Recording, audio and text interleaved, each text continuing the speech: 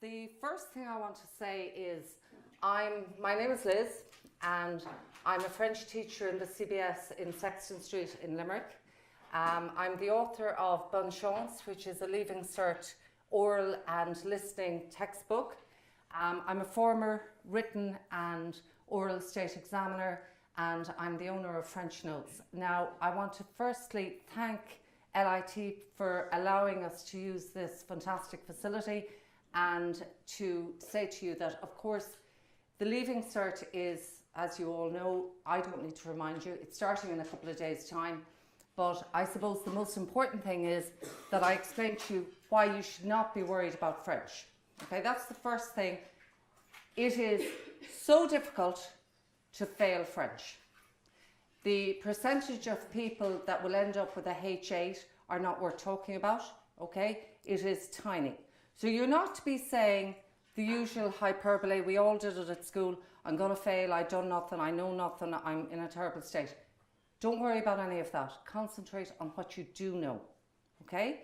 So for this evening, how we're going to run this is, I'm going to firstly break down the Leaving Cert French Exam for you, and I'm going to concentrate on two main areas. I'm going to concentrate on the reading and on the written, because a lot of students have, and I know a few of you here follow us on Instagram, and you're sending messages like, how do I do well in this part? How do I do well in that part? And where a lot of people are actually finding it difficult there are two main areas. The questions in the reading comprehension they find quite hard to understand, and they can't grasp the grammar point. They miss the grammar point. So we're going to be looking at those, but on top of that, I'm going to give you an outline of how to actually approach the paper, okay? How to do the reading. A very easy way. A couple of my students are in the audience here, and they will attest to the fact, I won't ask them to do it, but they will attest to the fact that it does work. It is a method that works, okay? The second thing that really freaks students out is the fact that the Leaving Cert French exam is so unpredictable. Nobody knows what's going to come up. If a teacher or somebody says to you, I know what's coming up in the Leaving Cert French exam, I would question where they're getting that information. Nobody knows, okay? The only thing that we can say for certain is that the Leaving Cert over the last number of years, and I've been studying papers for the last 20 years, they do follow certain trends.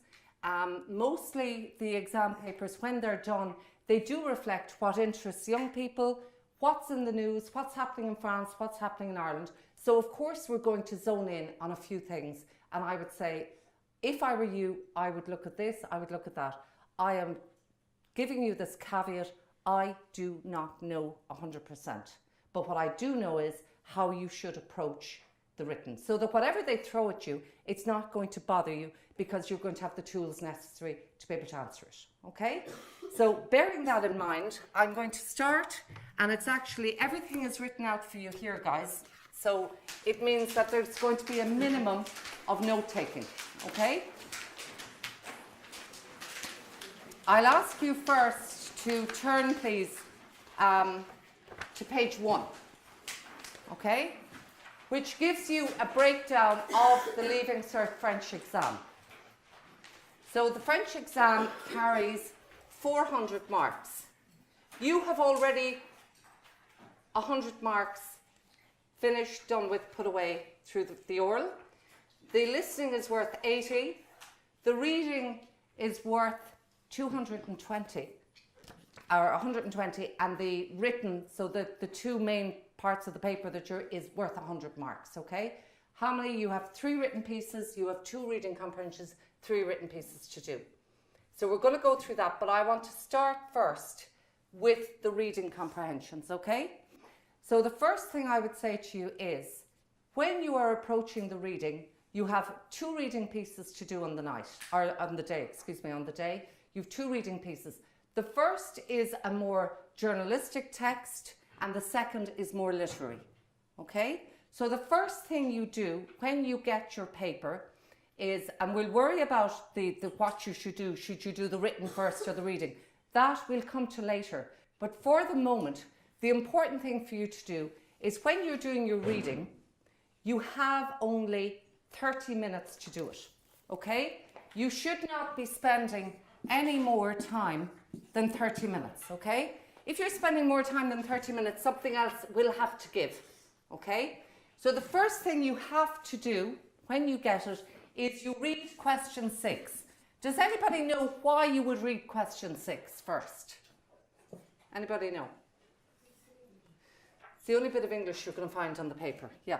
So you read question 6 first. It may or may not give you an idea of what the text is about. So for example, if the question is, Lucille's character is quite abrupt. Okay, that has told me nothing about the text, only watch out for Lucille. I don't know anything about the text, but that's the reality. You may have a question 6 that tells you nothing, okay? Or question 6 might be something along the lines of, the homeless crisis in France is borne out by the attitude of Monsieur Lavelle and Madame whatever. So you're kind of going, okay, it's about homelessness, it's about a crisis, it's about whatever. It's going to give me some idea. Once you've read question 6, you go directly to the heading.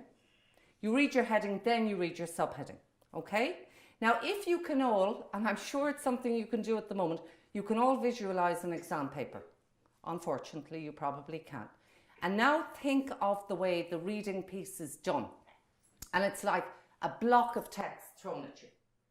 And what some students do is some students decide, okay, I'm going to give myself time and I'm going to read all of this and they get lost and they lose marks because they've wasted time.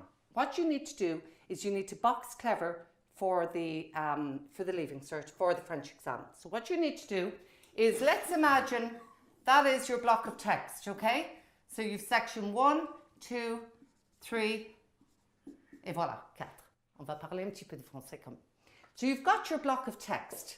So what you do is, you can imagine it's all like that, and it's all written, loads of French, and you've got maybe 2 questions that will apply to the first section. What you need to do is you need to read those 2 questions, and you need to highlight the keywords, you need to highlight a few different things, and really understand, what are they asking me? Now, I have gone through 22 years of questions, so we're going to be covered, okay? We'll be okay with questions. There's a load of questions, but I've gone through so many of them that anything that could possibly come up is probably going to be in this booklet. So you're not to worry about that, okay? And it's translated for you and all the rest, so it'll be fine. So you look at section 1, you answer the question pertaining just to that section. Now, remember I said when you're doing the reading, you've got to box clever. And when I say box clever, I mean literally box, right? As in, you're going to take a highlighter and you're going to put a box around it in a highlighter, right? Girls love this because girls in general enjoy colour. I have seen young fellas that will do this with a pencil. That's fine, whatever works for you. Once you have answered those questions, you take your highlighter and you put that through it, okay? You just put a line through it. Why are you doing that? Because psychologically, you're putting yourself at an advantage. You're telling yourself, okay, I have answered section 1. You will not realise how confusing the whole thing, the time is going to fly. It doesn't seem like it now, but it will fly.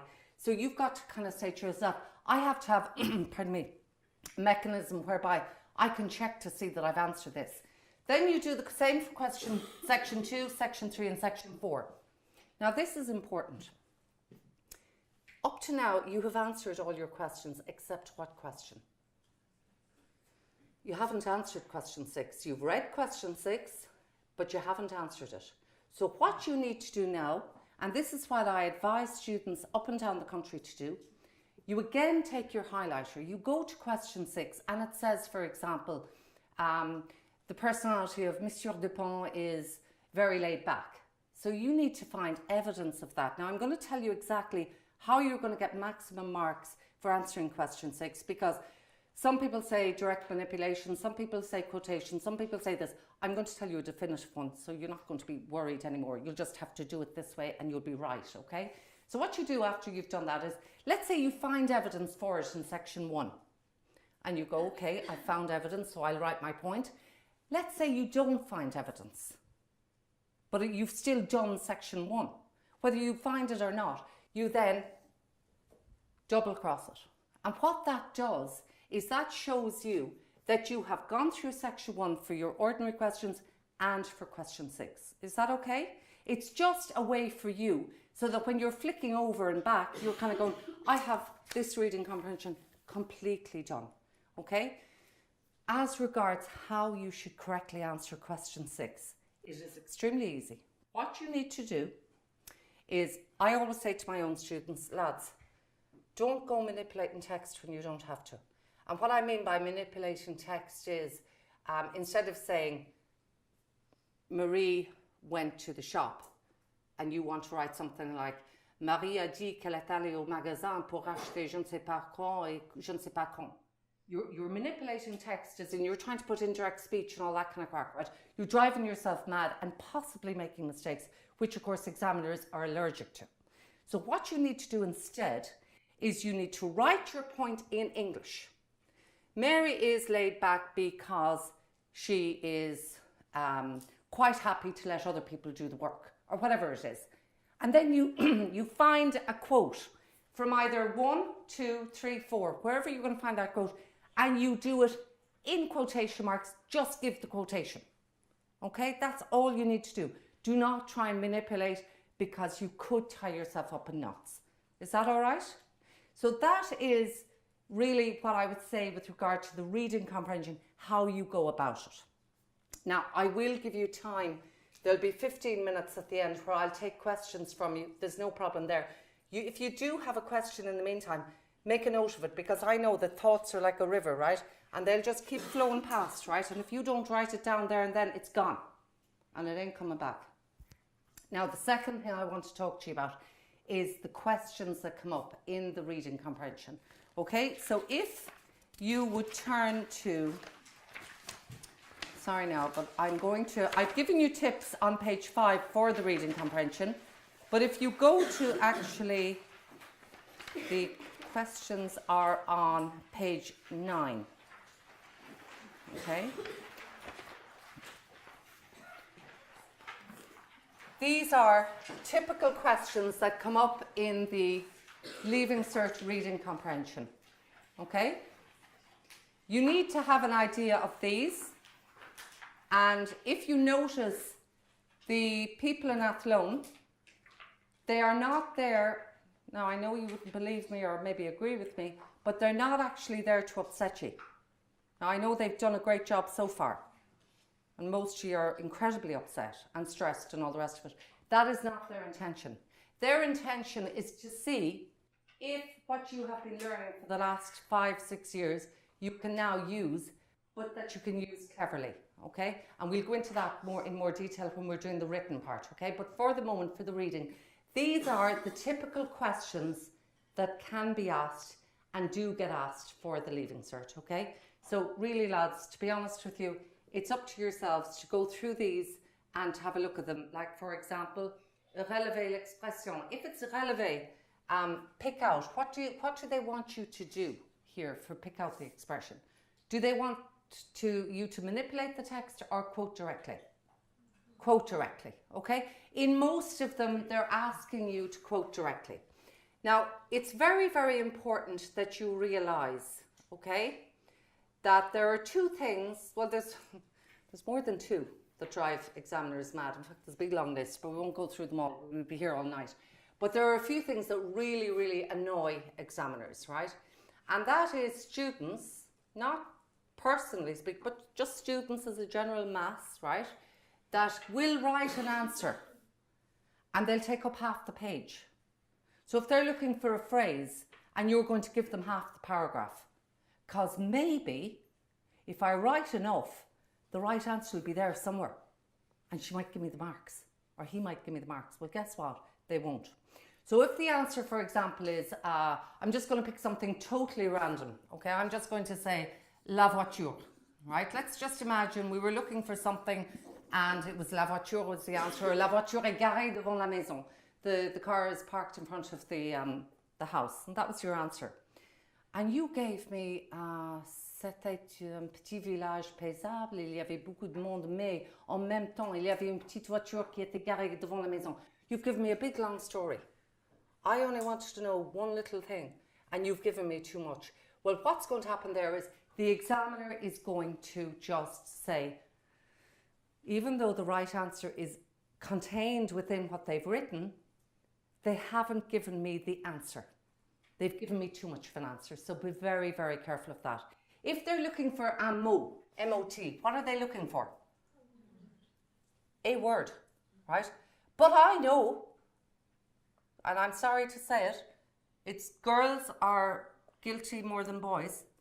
Girls will give the whole sentence because they were given a full line. So I'm going to fill the whole line. Boys will give the word. In fact, sometimes they're looking for la phrase, which is the sentence. The boys will give a word. Because boys are laid back and they just won't write only the bare minimum. I can say it because I teach in an all-boys school. So it's okay. I have proof. But girls will write too much. In general, that's what we find. Okay? Even in the exam situation, they find that girls write an awful lot more than boys. So it's going to bring me on to the written section in a minute. But first, I have a little treat for you that you're going to love. I want to test you, okay? It's only going to take 5 minutes, and this is not, your results are not shared by anyone only yourselves and your conscience, okay? So you can lie to your heart's content. The religion teacher in me says don't. French teacher in me says sure, why not? Go to the back page, lads. I want to find out how good you are at grammar. Oh, yes, I know. Okay, now I feel like I'm in school. Okay. Lads, I want you to take about 2 to 3 minutes on your own, okay? And just write down what you think the answer is. I'm looking for examples of various points of grammar. And the good news is, if you get them wrong, it doesn't matter. I'm not going to give out to you. There's no detention. You've all left school.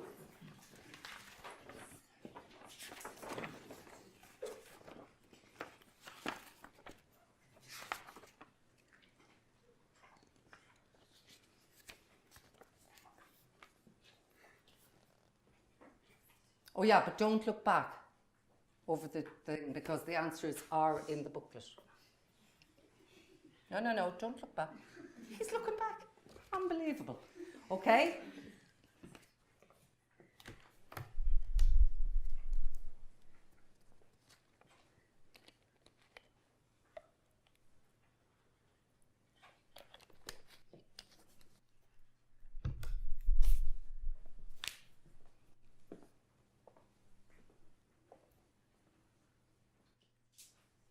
You are never ever going to complain again when it tells you just pick it out, because I've asked you to come up with your own. Now the Leaving Cert is suddenly an easy exam, okay? So we're going to go through a few of these. As we go through them, you'll have a few of them done. You may recognise some, you may not recognise others. This is just to see where you're placed in the whole thing, okay? Just where you can see yourselves. I have gone from 2018 to 1997, and I've picked out what came up since 1997. Does anybody know why I picked 1997? No, it wasn't the year I was born, but thank you so much. Anybody have an idea of why I would have picked 1997? That was the year the new, this is now Ireland in all its glory. This is the year that the new Leaving Cert French Exam came out. Up to 1997 it was a little bit different.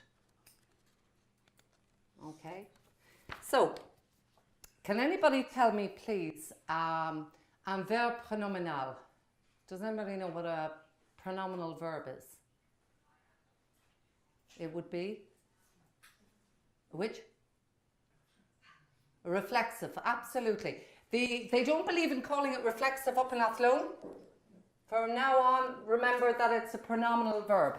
How you will recognise a pronominal verb is that it has the SE or the S apostrophe in front of se bronzer, for example, okay? That would be in front of, you'd find the SE, je me, je te, me, te, se. Do you know the reflexive pronouns? You need to know those. If you don't know them, get out your books at home and go through them, okay? I don't know what books you're using, but at the back of the books you'll find a lot of the relevant rules, okay? Your pronominal verb, they do come up a fair bit, so have an idea of those, okay?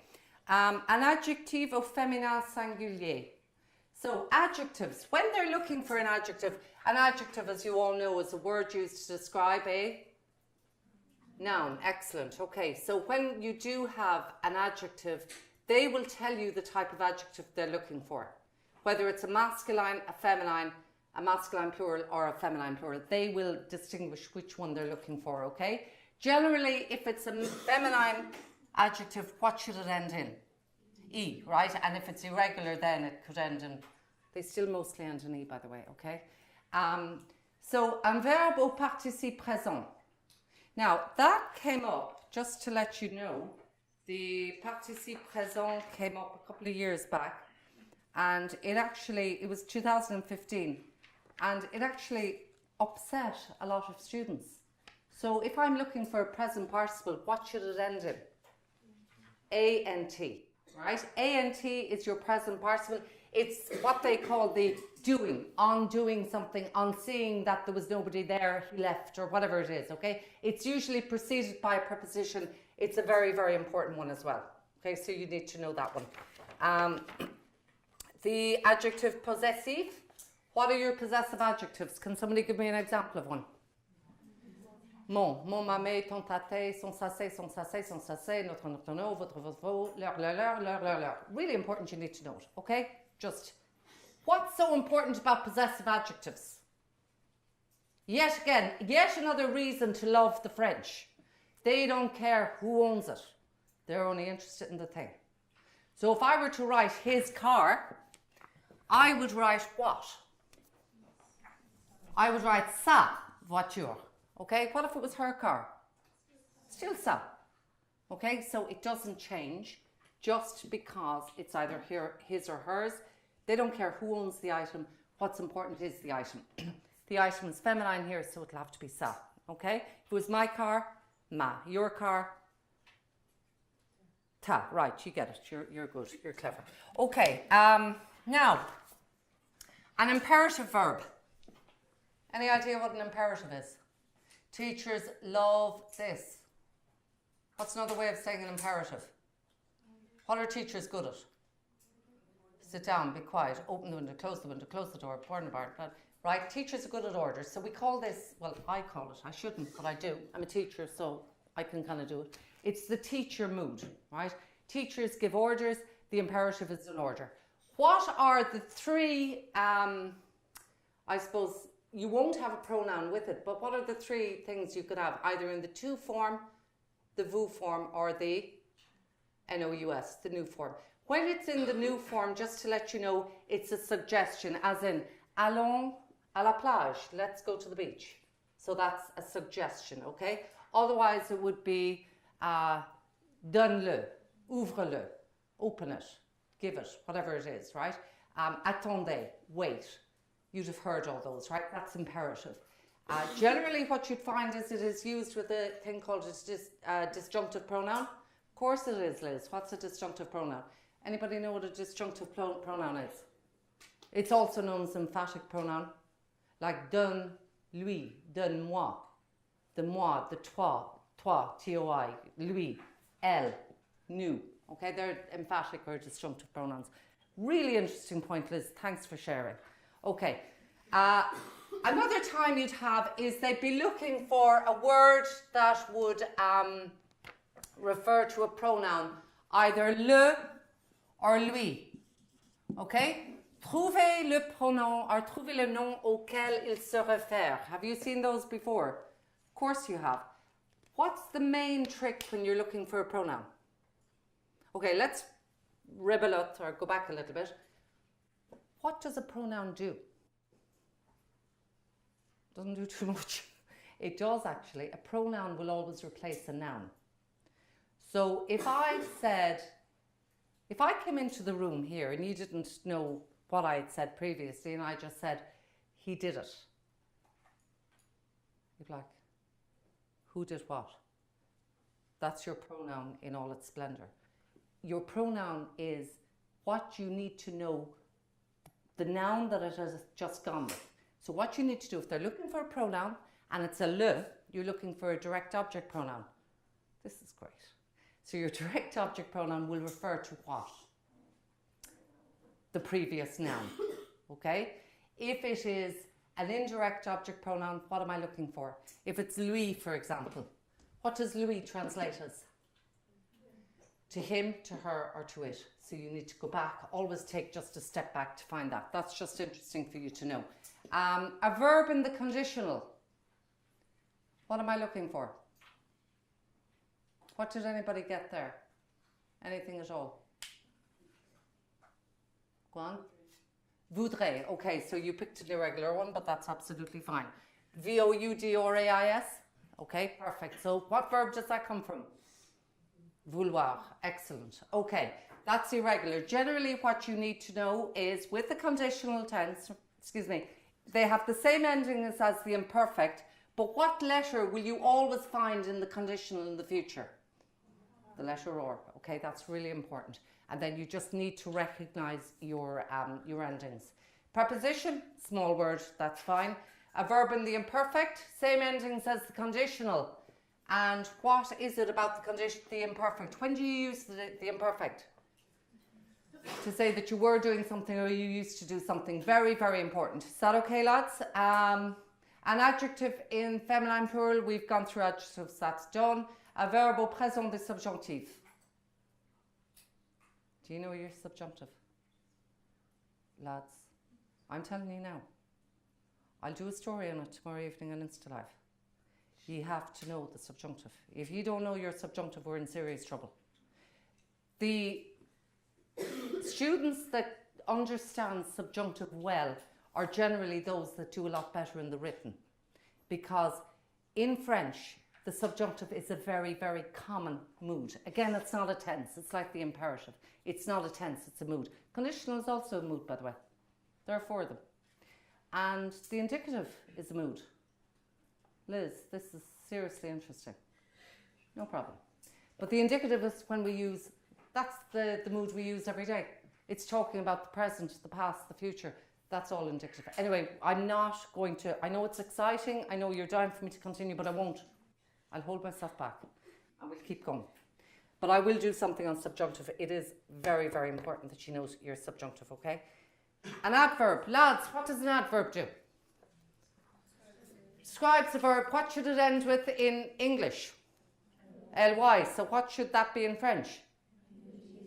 ment, right? So you need to recognize that. Of course, there's going to be irregular ones, and they're probably going to ask you an irregular one. Vite would be an irregular one. Mieux would be irregular, okay? Just so you'll know. A verb in the future, simple again, lads. The verb in the future, need to know them. What do they always have to have? An or. If you don't have an or, there's serious trouble, okay? Recognize future tense endings, okay? I have them written on pages back the book, okay? An adjective in the masculine singular, that's fine, we've gone through adjectives. And participe passé. Have to say, when it comes to grammar, these are a personal favourite of mine. Really like these. Can anybody tell me how you get a participe passé, past participle? Très bien, excellent, c'est tout à fait ça. Okay, so it is the past part of the passé composé. Okay, and how do you get it? What are the three main families of verbs in French? ER, IR, and RE, right? ER goes to what to make its past participle? EX, OI, cute. IR goes to I, RE goes to you. Excellent, brilliant. Okay, you're halfway to the H1, you're doing well. Okay, an adjective, right, we've done that. A verb, un verbe au passé simple.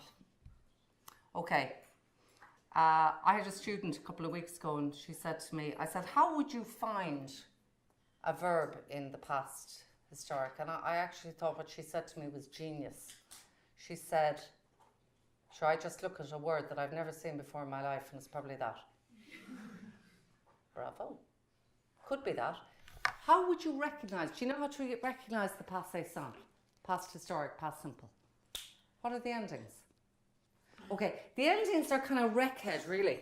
And let me explain to you what I mean. Okay, this is great. I have absolutely no cloth for wiping the board. I checked everything, but I did not check that. David, il est là, non? Je vais essayer de voir. Merci beaucoup. So while they're gone out there, I'm going to just do as I do if I'm inside in school and I have nothing. And I'll just go, your endings, lads, you're going to have to just bear with me while I'm just waiting for something. What are your ER endings for past historic? Lads, you're all shouting together. It's very off-putting. Okay, AI, AS, AAA. This is where you should know it. Am, at, air. Oh yeah, we know that, Liz. We see that every day. Okay. These are your endings for the past historic. Your endings for an I or an RE. Now this is where it really gets wreckhead French, right? Watch what happens. And I'm going to ask you, do you recognise any of these, right? IS, IS, IT, IT, IT. What shares the same ending? Merci beaucoup. C'est gentil. Merci. Okay, what shares the same endings? Does anybody know? Okay, if I write this, right? If I write je finis, what does that mean? That can mean I finish or I am finishing here. And of course it can also mean I finished if it's past historic. So what generally will happen, this is what I love about the French language, it's kind of there to confuse us. But what's interesting about it is it completely changes then. It becomes im, it, and ir. Okay? So basically what you need to do, and what they generally do, in fairness to them, they generally will give it to you in an irregular kind of ending that you won't have seen before, so you'll be all right. And then they might just write, in the text, it might just say, je fous. Je fous.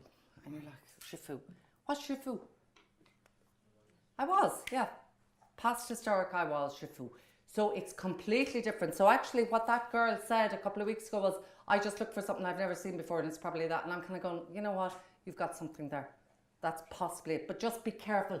What I suggest you do again, go back to your grammar books, look up past historic, or I have to say it, go to Frenchnotes.ie, type in stuff. I have blog entries on past historic, subjunctive, all of that, okay?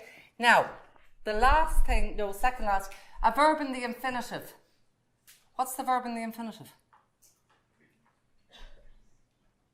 It's the verb before you do anything with it, okay? Simple. It has caught students out in the past, okay?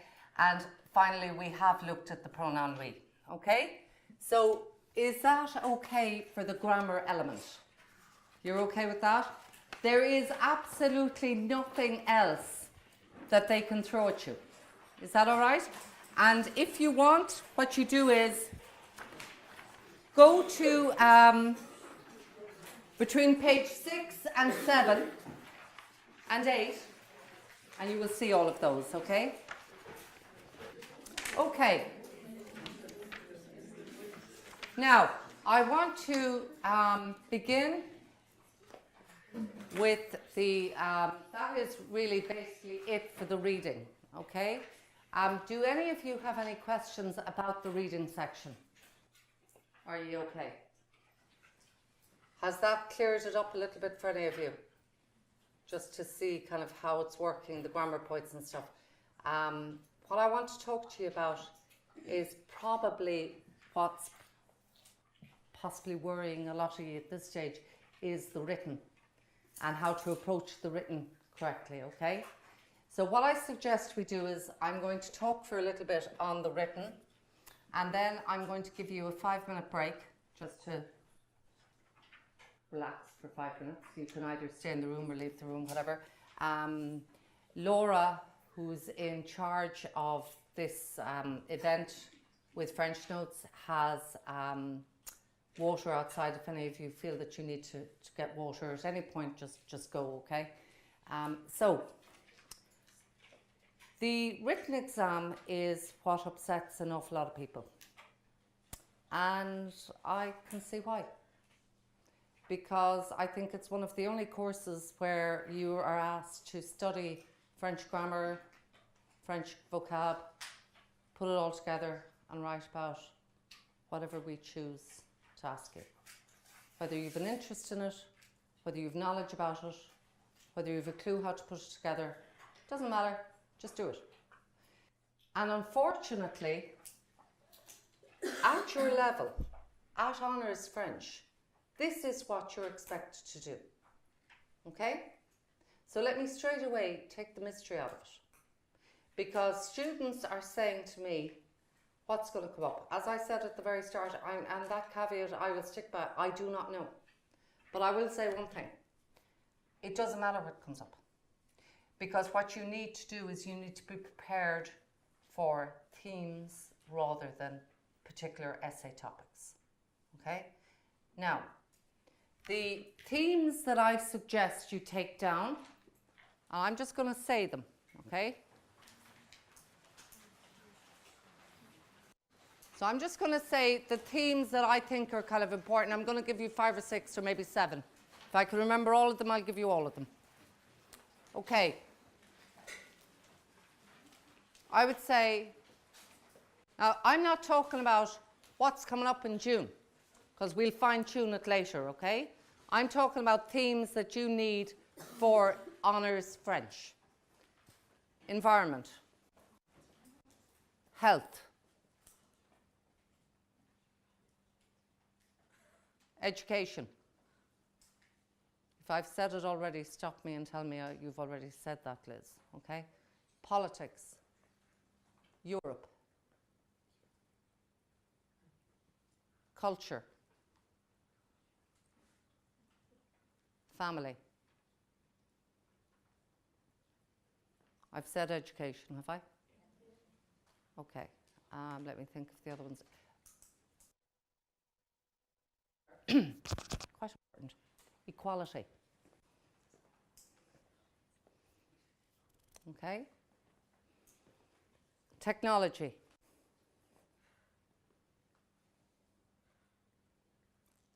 Okay, if a few more come to me, I will obviously share them with you. Did I mention religion? I really should mention religion.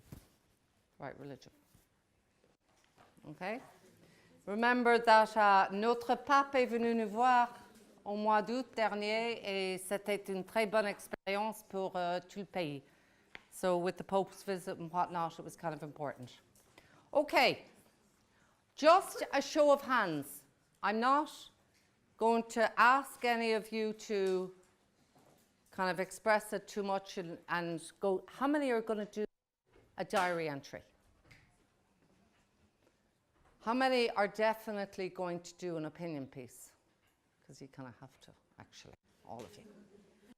It's just the way it's broken down. You don't actually have a choice. But anyway, how many of you are going to do the récit or the narrative?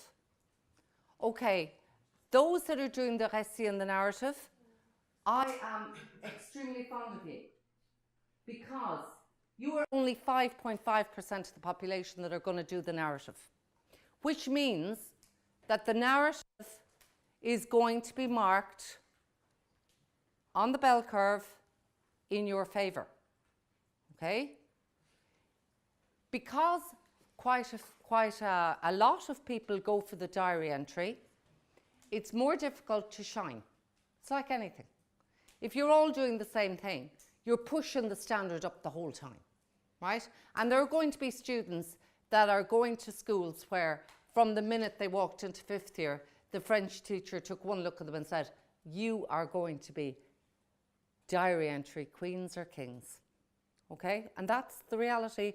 There are students and schools where they are doing diary entries every day of the week. Practice, practice, practice, and perfecting the technique of diary entry. There are other schools where they're big fans of opinion pieces. In fact, in fairness, all teachers should be doing a lot of opinion pieces with you because statistically you can't avoid them. Like you've one diary entry, think of it. There's 8 written options. You've one diary and you've one narrative. You've one possible email, formal letter, fax, nutty, who knows, what kind of thing. And then the rest, the other 5 are diary entries, or their opinion pieces. So unless you've covered emails and things like that, which I personally never do, for the simple fact they don't always come up. So what's the point? You're wasting energy, okay, in my opinion. I would say the narrative is a very, very good one to know and to do if you can. I'm going to go through the structure with you here today, so you're not to worry about it, okay? I'm just going to say a few things about your options, okay? How many written pieces do you have to do? 3. Okay. How many of you in the pre, and you don't, like, this isn't name and shame, like, but how many of you did 4? Yeah.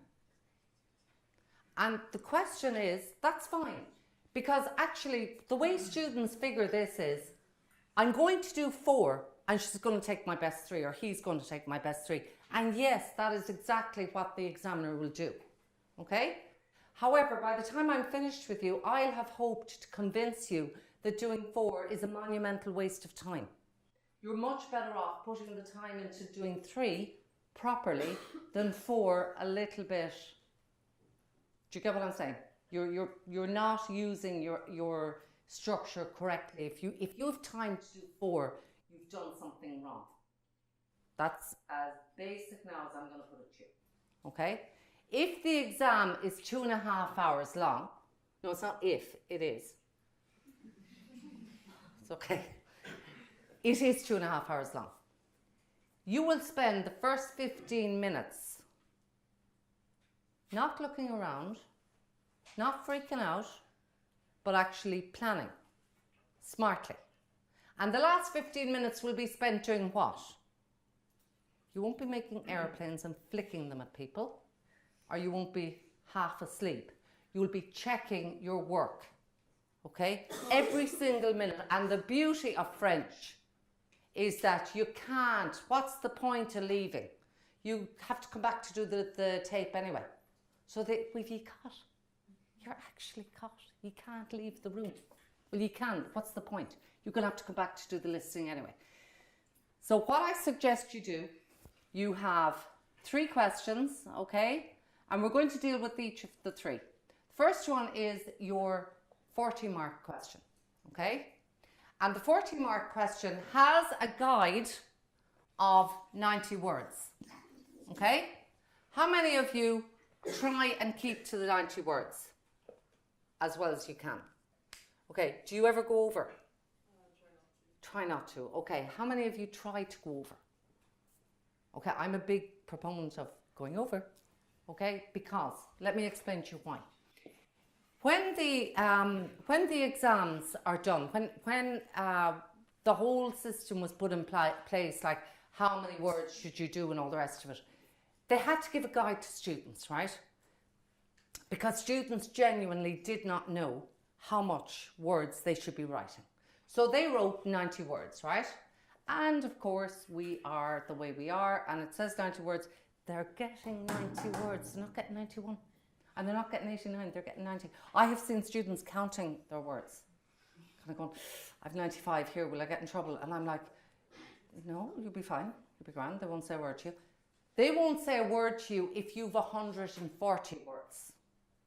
When will examiners, well, they'll never give out to you personally, that's nice to know. They don't know you, they'll never know you. But when will they start getting annoyed? It's if you give them 140 words of unbelievable rubbish. That, let's say they say you've to write on, okay, les gilets jaunes, the yellow jackets, right? And you've got to write, and you're thinking, okay, I'm going to give 140 words, but I'm going to spew out 140 words. The first 140 words that come out of my mouth are going down that page. I don't care if it makes sense. I have a full page of it, and they're going to be impressed. Not necessarily. In fact, I can tell you straight away, they won't be. What will impress an examiner is your ability to structure your piece. Okay? Now that is very, very important. So if they say 90 words, that is just a guide. So in future, maybe you can go over. They're not going to go mad. But if you do go over and you're going to write complete waffle, keep it shorter. Okay, just keep it as short as you can. If you think you're going to waffle, don't. That's straight away. Okay? When in doubt, do not. That's what I would say. What you need to do instead is you need to say to yourself, okay, there has to be a structure. How many of you use a structure at school? Okay, give me an example of your structure. I'm not going to pick holes in it, just an example. Do you have like an opening, a middle and a conclusion? Would that be your general structure? That'll be it. Okay, I'm now going to confuse you and I'm going to show you a different kind of structure. Okay, now it's still respecting the beginning, the opening and the conclusion, except it's a 5-point plan. Okay, so you've got to think of it, it's fairly easy, 5 fingers, 5 points, and I'm going to show you what you need to do. How many of you debate or did debate? How many used to debate at school? This is amazing. Not one of you. Did you debate? Never? No. Okay, if you debated at school at any time, you would know that the trick to a good debater is somebody will give both sides of an argument, okay? And when you're writing an opinion piece, it is always preferable to give 2 sides of an argument, okay? I'm going to show you what I mean. So we're going to take an opinion piece, and I have one done for you. Now, I have one done in the book. You don't have to look at it for the moment, because first we're going to show you how it works, and then we're just going to test Liz to see if I got it right, because I could have got it wrong. I hope I didn't, but I could have. The one I gave you was on single-use plastic, which is kind of important. Okay. Everyone's kind of talking about single-use plastic and the oceans and marine life and everything. And generally what you find is, and in no small thanks to the students who went out and marched and kind of said, listen, there's no planet B. I thought some of the signs were fantastic. So the environment is big, and it's getting bigger and bigger as a topic. So a lot of people are saying the environment may come up, okay? So let's imagine that something did come up on single-use plastic. So there's what? There's about 100 odd of you here. So the examiners may get 100 of the same essay, but that's okay, because they'll be in different centres examining. But watch what happens, okay? We're going to say we're going to do our 5 points, okay? So if the topic is, let's say it is single-use plastic, or it is les gilets jaunes, or it's something on health, or it's something on school, what you should be doing is you should be taking the main theme and you should be giving a general statement on that main theme, okay? So that is, your opening is actually, and I've it all typed out for you and written out for you, so don't worry. All you need to do is watch this, okay? Your opening should be a general statement about the theme. So for example, l'environnement est vraiment devenu une préoccupation pour tout le monde. It's become a worry for all over the world. It's a global problem now. Everyone's worried about the environment. That is your opening. Now you can flesh it out a bit, okay? Then you go to here and you do your first point, which is, for example, quelles sont les causes de cet effet nocif de l'environnement? What are the causes of plastic and its human activity and all the rest of it? Then you could have now this is important, this is your counterpoint. And your counterpoint might be something like, there are a lot of people doing an awful lot of things to help the environment. So that's your counter argument to saying, we're destroying it, and you could talk about the fact that there are a lot of people that are doing a lot of good to help the environment. And then your third point is to do well in the Leaving Cert, okay? Your written piece should be personal, spontaneous, and authentic. They use words like that. And what do they mean? They mean, you tell us a bit about you.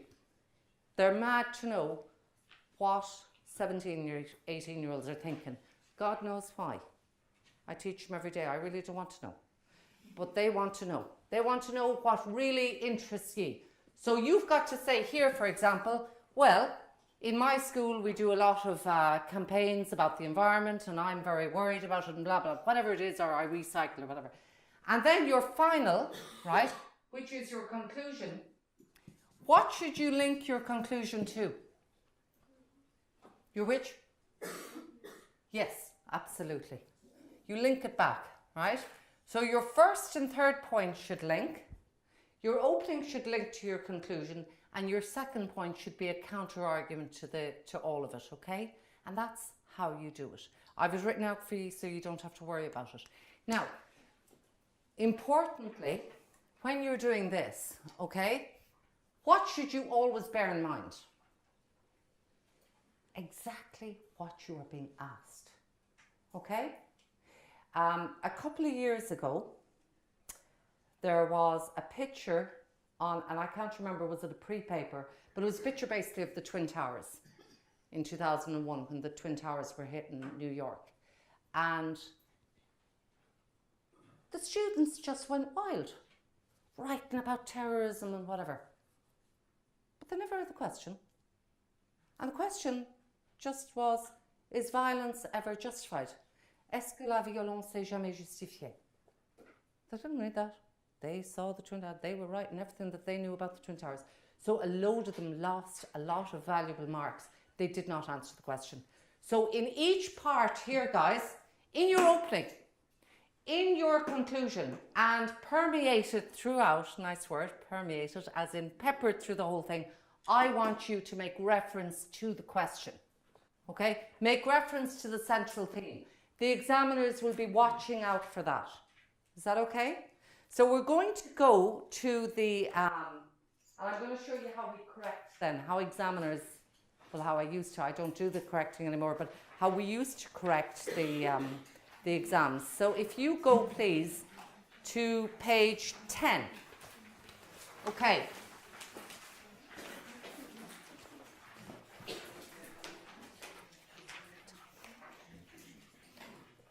Okay, so if you're on page 10, okay? So here I've shown you the introduction, point 1, counterpoint, personal point, and conclusion. Do you see that? This is only a suggested structure.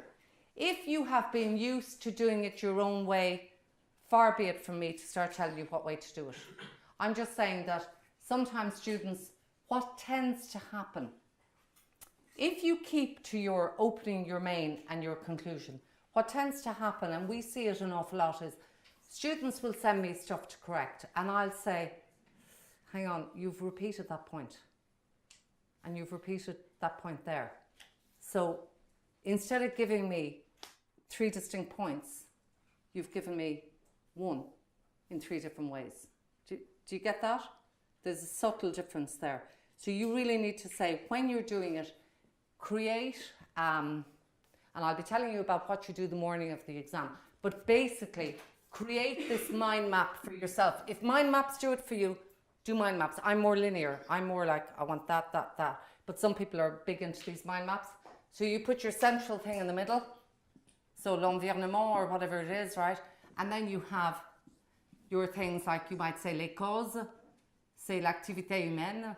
Alors les effets.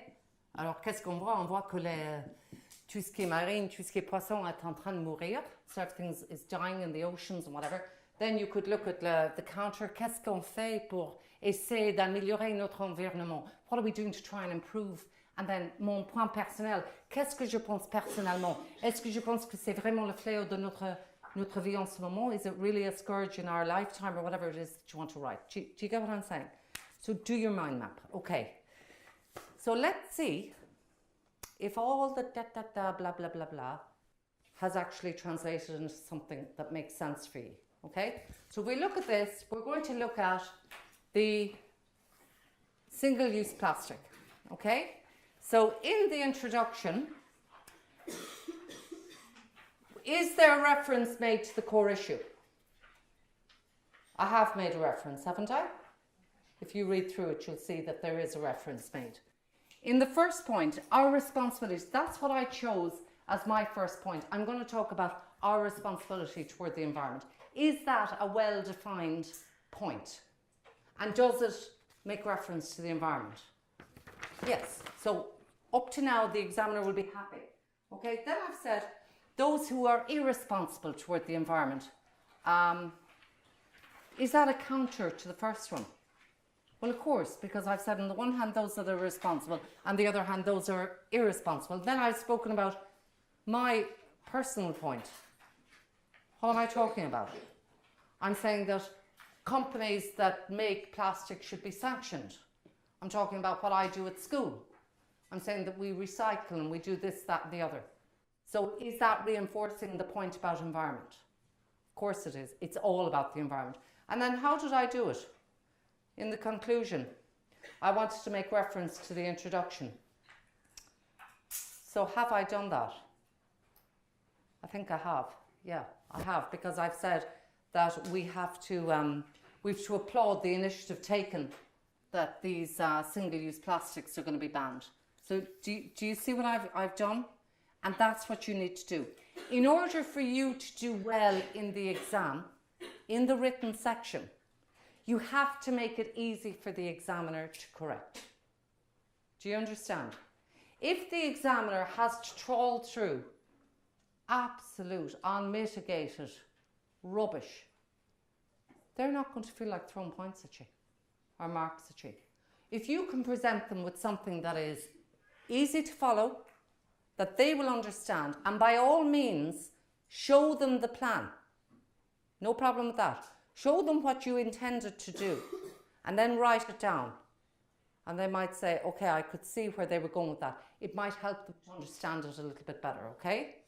Now, do you think that it is preferable to use really tough, idiomatic structure that you may get wrong, or use something that you know and you're going to get it right? Which is going to give you more marks? Well, obviously the one that you know better is going to get you more marks. However, if you have the complex idiomatic structure and you know it, you're going to zoom up the marks. Do you get that? They love complex structure in French. They thrive in it. Just listen to them speak. And they really, they're big into this idiomatic, they're big into subjunctive. If you can use that in your written, you're going to get higher points, okay? So that's important. Lads, I want you to take a minute, please. And I want you to just read on your own the diary entry. The structure that I suggest for the diary entry is obviously different from the opinion piece. So just take a read of that on page 10. Okay, a lot of people, when they're doing the diary entry, the beauty of the opinion piece is that there is a clearly defined structure. Okay, and I love when it's factual, emotionless, full of structure. It's lovely. It's like poetry in motion to me. But when it comes to this kind of touchy-feely diary entry stuff, I'm not great on that. But a lot of students do it. But a lot of students will actually write a diary entry and it'll just be, yet again, I'm going to throw a load of stuff on the page. And there's no real rhyme or reason to what I'm writing. I know it's a personal response, so I'm just going to give it all I have and write a little bit of this and a little bit of that. To be honest with you, those that do well in the diary entry are those that follow a structure as well. All of French is structured, okay? You can structure your whole exam to do well. So what I would say to you is follow this, right? Think about, what tense am I writing in for the diary? Is it going to be the past, the present, the future, conditional, mixture of all? Then I need to talk about, yes, feelings and emotion in the diary entry is very, very important. But you just don't write it at the end. You don't give me the big thing and then go, je suis au 7e ciel. Whack it down. That'll suit her. It'll be grand. No, that's not how students that do well in the diary entry do well in the diary entry. How they do well is that they permeate the whole thing with different feelings as they go. Now that's really important. At the start, let's say one of the diary entries, tu t'es disputé avec ton meilleur ami. So you had a big fight with your friend. And what you write about when you come home. And that's grand. They're kind of going, oh, what a terrible, quelle journée horrible je viens de passer. What a terrible day I've had. And then you go on and say, oh, it was terrible, terrible, terrible, whatever. whatever happened. Then at the end, oh, j'étais triste. I was sad. The very end. Bonne nuit. That's it. Good luck. But that's not telling me, that's not the way the French examiner will perceive that is, okay, but what was happening at various points of this diary entry? And they need you to be tipping a few different things. So what you need to do is, you need to say who was involved. You could have been on your own, or you could have been involved, there could have been other people involved. You're feeling an emotion, what happened, consequence or solution. Now your consequence is possibly what was the outcome of it, like the one your friend decided to get a tattoo and you're undecided. So that question, you haven't got the tattoo yet, because in the question said you're still undecided, and yet they've all got giant tattoos at the end of the diary, but you're still undecided, so they haven't read the question, right? So you have to really be careful of the question. And then, are you afraid? Are you nervous? Are you afraid of what other people might think? You know, what are the natural emotions for you to have if you're going to get this tattoo? So do you get what I'm saying? Not that I'm advocating tattoos for you all to go off and say, actually Liz told us we need to get a tattoo for the Leaving Cert. That would be really missing the point completely. But be careful of the diary entry. If you're doing it, I suggest you follow the structure. It's a good one, okay? And it will work for you. And if you look here, we did the one on the 2018. It was all the roads were closed, or the schools were closed, you couldn't get to school. And you can see through it what happened, who was involved, how are you feeling, what was the solution, what was the consequence. So you can read that yourselves. Again, I haven't given you the English version because I would not insult you with an English version. I know that your French is far too good for that, or else you wouldn't be doing honours, Leaving Cert French. And finally, my personal favourite is the narrative. Very few of you are attempting the narrative, so I'm not going to spend a lot of time in it, okay? I don't think I have time to sell you the narrative as an option. If you're not doing it, you're not doing it. Nothing I say will make you change your mind, or will it? If you were to decide to do the narrative, you need to only ask yourself 3 little questions. Can I write in the past tense, as in the passé composé? Can I write in the imperfect, the imparfait? And can I write in the plus que parfait, the plus perfect? If you can answer yes, I can write in the passé composé, yes, I can write in the imperfect, but no, I don't know what you're talking about, the plus que parfait, Liz, you've absolutely lost me there. Or, what's the passé composé again? No, don't do it. If you have a very good knowledge of the past tense in French, I would do the past historic, because like the diary, it's personal writing, except the language, everything takes place in the past, okay? Think about it, it's an option.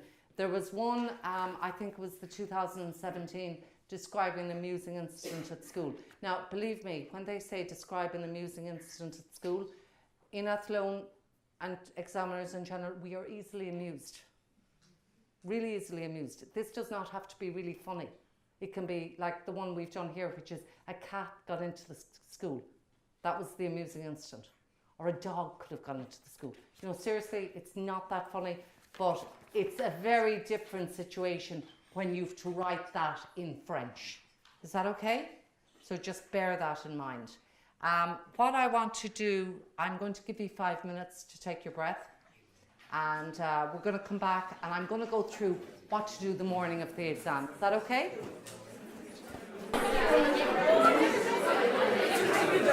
Ok, bonsoir. Je vais vous demander de patienter encore un tout petit peu et ce serait fini, ce serait terminé. Mais avant de finir, j'aimerais vous parler de ce qu'il faut faire le matin de l'examen. Et en plus, j'aimerais vous parler un petit peu de comment il faut s'y prendre au moment au niveau des barèmes de notation pour les examinateurs. Hein. So I want to tell you exactly now what examiners are looking out for and what you should do the morning of the exam, which are kind of 2 important bits, right? After that, I'm going to take a few questions if you have any, and I think that Laura from LIT is going to be, we have a couple of booklets I just want to show you. from our revision courses. Now, not these, because these are already belong to two of the lads, but there are booklets like these. We run revision courses in Mary Immaculate College through the year, and we have a couple of those that we've entered all of you in for a raffle. Now, if you do win and it would upset you to take one, we'll say that's grand, okay? But we've just kind of entered you into it, so 4 of you will go away with one of these, but they're on different topics, okay? All right, so, okay, now, so you know, I have 2 hats in school, right? I'm a French teacher and I'm a religion teacher. And I'm actually going to use my religion to teach this, okay? Now, that will surprise a lot of you. You're thinking, what has religion to do with anything in the Leaving Cert? They're more like, there are possibly other words you'd have for the department for giving out the exams, but what can I explain to you? Okay, as you know, there are 3 levels. We call them hell, purgatory and heaven, okay? You want to get to heaven. Most of you will end in purgatory, and I don't want any of you going to the choir place, okay? So how you're going to do it is, there are 2 things, okay? When an examiner corrects your paper, there are 2 things that they're looking for. They're looking for communication and they're looking for language. How many of your teachers would ever correct something and do C and L? Yeah, good for you. You're kind of going, what's that? Well, what it is we look at how you communicate a message, and language is basically what you do to convey the message. That's what they are, okay? You want to get here. You'll possibly end up here, but we want to do as much as possible that you don't end up here, okay, as in down. So how you do that is very simple. Well, and I have it all typed out for you. It's all written. I think it's on page, is it 4 and 5? Or 3 and 4? It'll be 5 and 6? 3 and 4. Okay.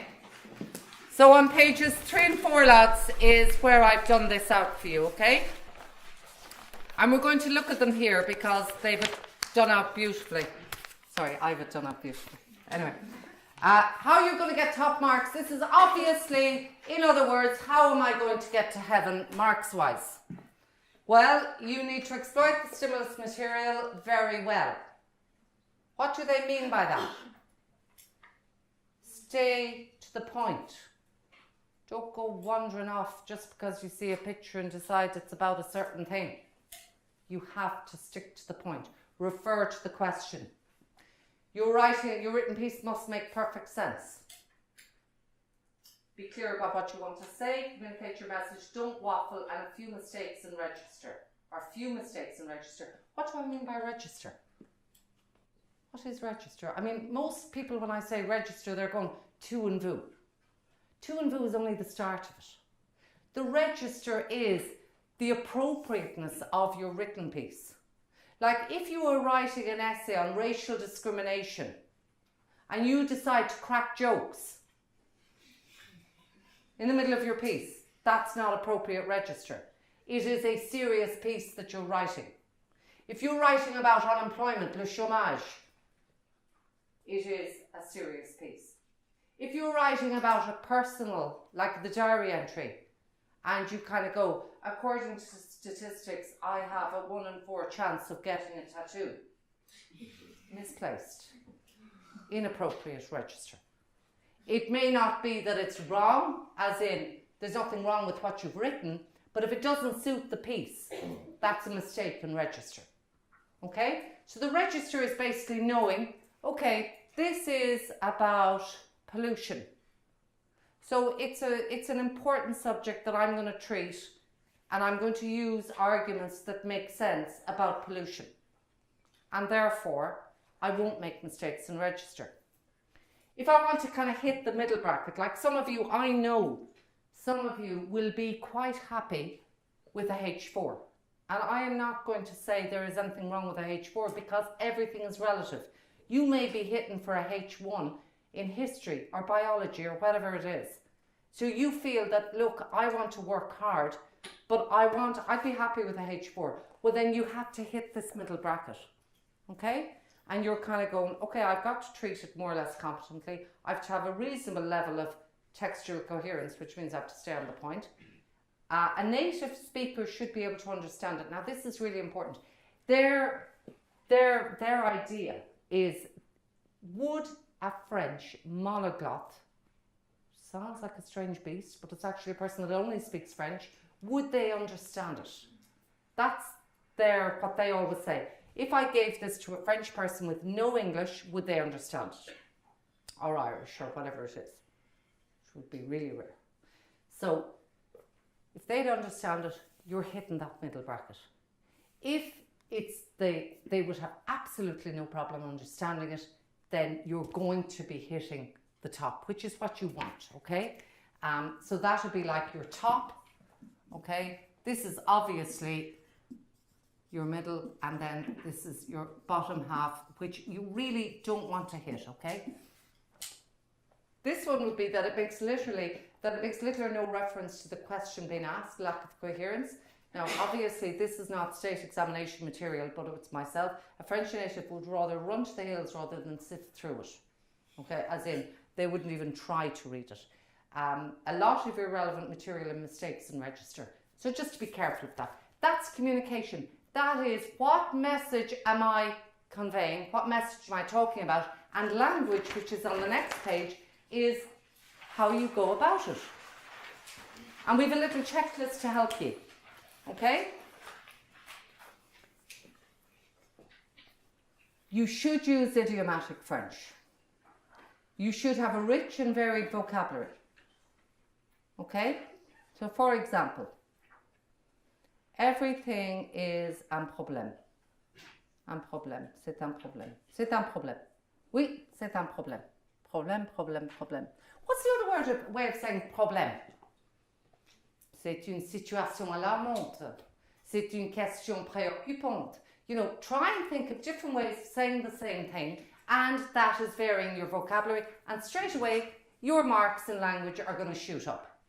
Okay, and it is tiny little tweaks that are going to change it for you and will help you, okay?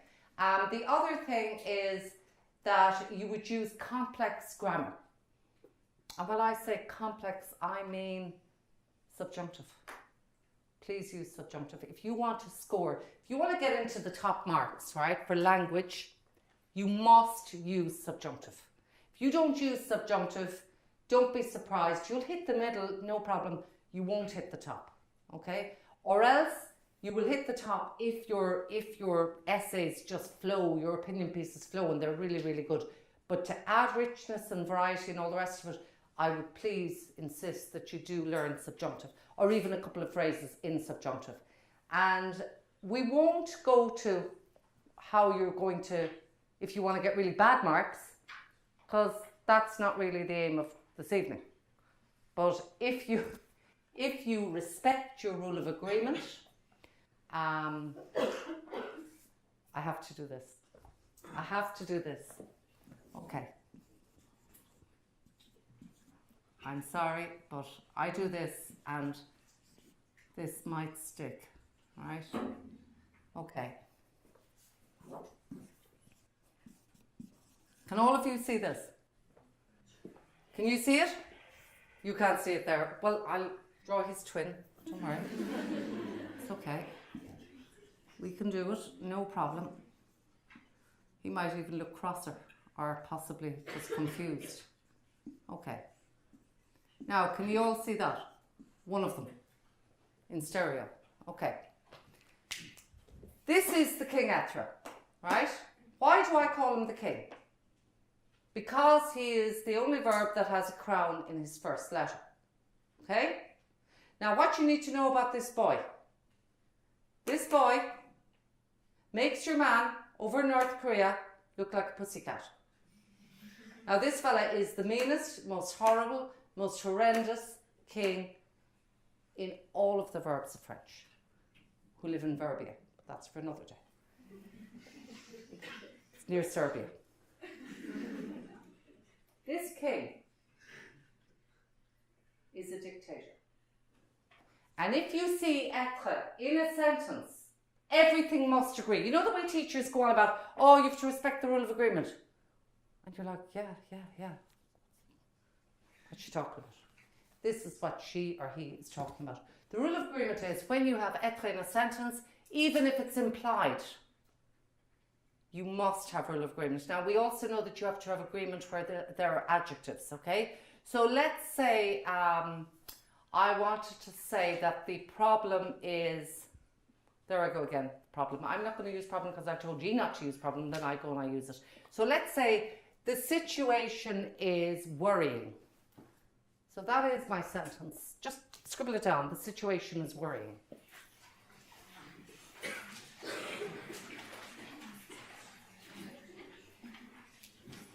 The situation is worrying.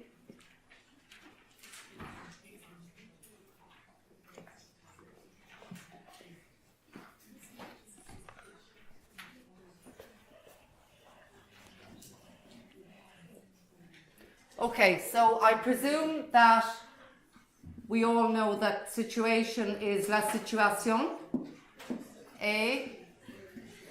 What's worrying?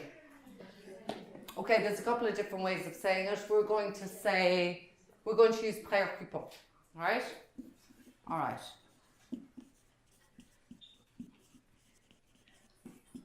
Okay, are you happy with that? Are you happy with that? You shouldn't be, because I'll tell you something, he is not happy with that. Why? Because situation is feminine, so there has to be an E here, okay, is worrying. So la situation est préoccupante. If it was the problem, just for the record, problems are always masculine, solutions are always feminine, just so you know. I'm not saying this any gender type way, I'm just letting you know.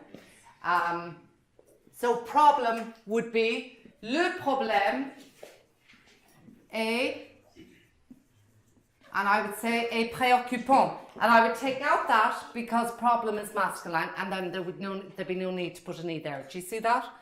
That's what we mean by the rule of agreement. Examiners will go absolutely mad if you don't respect that rule of agreement, okay? If your verbs are incorrect, remember another thing. Now this is just so you'll know.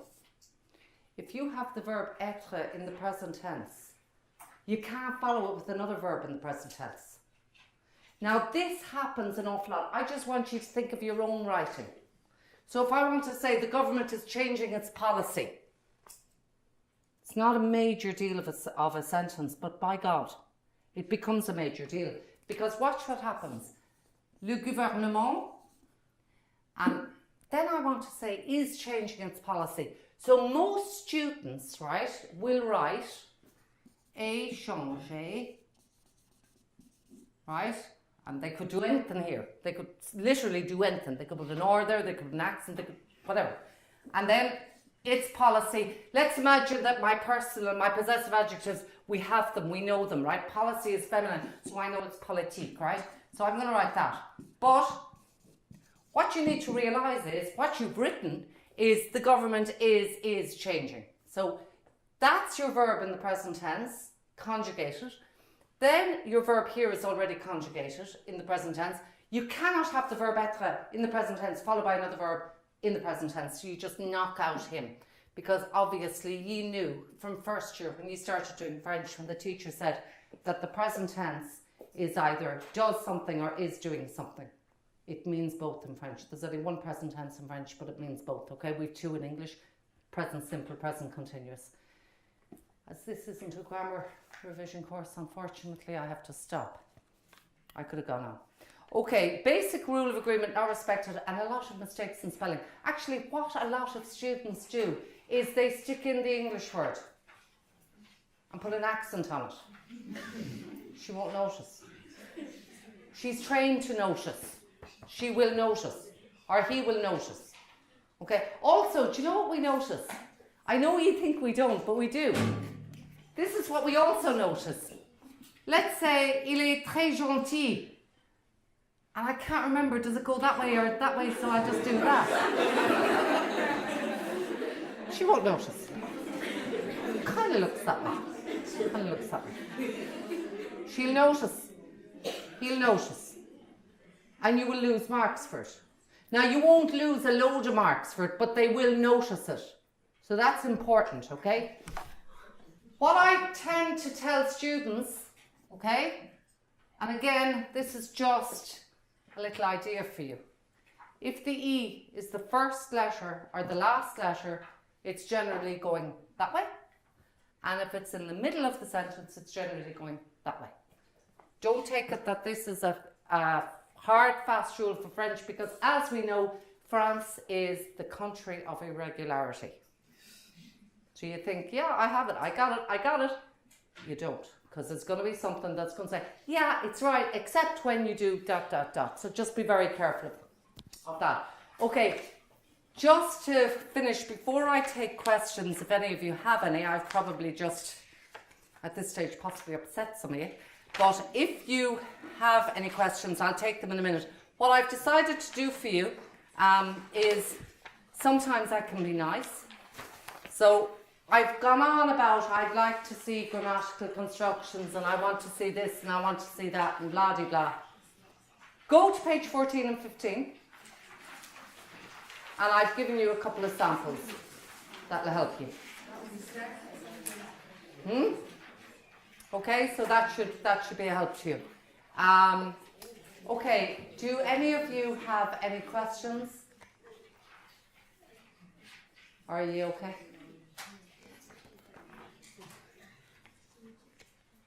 Oh yes, I should really tell you what you're going to do the morning of the exam, shouldn't I? To be helpful. Okay, very, very simple. You're going to spend 15 minutes doing this, okay? You're going to go into the exam. You're going to take your exam paper and you're going to divide a blank sheet. They're going to give you loads. So one thing they have in the department is plenty of blank sheets, right? And those little booklets. And when you get it, you're going to divide a blank page in 3. Now, my own, and I see a few of my students that do lessons with me on a weekly basis. I'm not going to point you out or embarrass you, lads. I should, but I won't. But a few of you will know this, okay? So watch what happens, okay? You get your blank page and you basically divide it in 3. Okay, you do not touch the reading for the moment. It's just the written. And you say, okay, I have to do one of the questions on question 1, either A or B. I have to. So I have no choice. I have to do either A or B. Either you're going to go with the A, which is generally the topical, or B, which is generally the narrative. You do one of those, right? You decide. You absolutely have to identify the question. Straight away, do not go on to question 2, 3 and 4 yet. Stick with this and say to yourself, okay, is it about the environment? Is it about homelessness? Is it about a funny incident? Is it about a pet dog? Is it about what? They can ask literally anything. Once you have your theme, you write your theme there, okay? Then you leave it. You know that it's an opinion piece you're doing here or the narrative. Then you go here, you decide, I am a die-hard diary person. I'm doing the diary. So you go to question 2 and you do the diary. You decide what is, again, the theme of the diary. Let's say it's friendship or family or whatever it is, right? So you look at your theme and you go grand. Then you say either 3 or 4. Am I big into opinion pieces? If I am, I'm going to do maybe 1 from 3 or 1 from 4. It could be something on mental health. It could be something on gilets jaunes, protesting, voting, whatever it happens to be. You take your theme. You don't do 4. You do just 3. And you say, right, question 4, let's say, is the theme of, okay, I'm just going to say the environment, whatever, okay? I keep saying environment. If it doesn't come up, I'm leaving the country. Okay, so you've got your theme. Then what do? You don't skedaddle over to the reading comprehension. You stick with it. And you make a mind map for each one. Okay? Phrases will come into your brain at a rate of knots. Write them all down, because I promise you they're going to leave just as fast and they ain't coming back. Once you have a plan, and it should take you a good 15 minutes, once you have your plan, you then leave it. Don't write. Whatever you do, don't write it. That's a fatal flaw. Okay, just don't do it. Leave it. go and do your reading comprehensions. As things come into your brain, and they will, flick back and forward and write something if it comes into your mind. If it's a really good sentence that you just remembered in the subjunctive, I'm going to give her this and she's going to love it, or he, write it, because I bet you it could go and it will not come back, so write it. Do your reading comprehensions, 30 minutes per, and then spend, how long should you spend on each piece? How many? No, you'll run out of time. 20. 20 per piece, right? 1 hour on the written piece, 1 hour on the reading, 15 minutes to prepare at the start, and 15 minutes to do what at the end? Remember, you're not making airplanes, you're checking. You're checking all your rule of agreement, you're checking your verbs, you're checking your pronouns, you're checking that you've crossed and double crossed your reading, you're checking everything. You are active participants in this exam. You do not fall asleep because it is done in such a way that you should not fall asleep. They have everything included, bar electric shocks. So you will stay awake for the whole thing. Pay close attention, okay? If an answer, just a very quick thing on the listing, if it sounds like it could be the right answer, guess what? It probably is. But the trick is to know exactly what they're asking you in the tape. Now, before I move completely away from this, I just wanted to say one other thing on the writing. Okay, don't forget, tell the examiner you're concluding. En conclusion, pour résumer, toute réflexion faite, pour finir, pour terminer. Alors, au total, dans l'ensemble, whatever it is, when you're finishing it, make sure the examiner knows you're finishing it. I know they'll realise, yeah, I've come to the end of the, yeah, she's finished. Tell her. Make it easy for the examiner, okay? Now, do any of you have any questions before I'd ask maybe Laura to come down in a minute or two? Are you okay? Are you worried? Okay, are you more worried now? You're a little bit okay now, a little bit sure. That's just out of curiosity. How many of you were told that there is a possibility that the yellow jackets might come up? Okay. If they do come up, guys, if the yellow jackets do come up, they are not going to say, write everything you know about the yellow jackets. They're going to write, possibly link it to equality, link it to something like that. Is that okay? All right. Listen, before I go, I want to thank a few people. I want to thank the videographer for tonight. I want to thank Alan Lyne of Frenchnotes, who collaborated with Anne McBride and Laura in putting together this. Laura is actually here with us this evening. And I just want to thank you all for your attention and for attending. Merci beaucoup.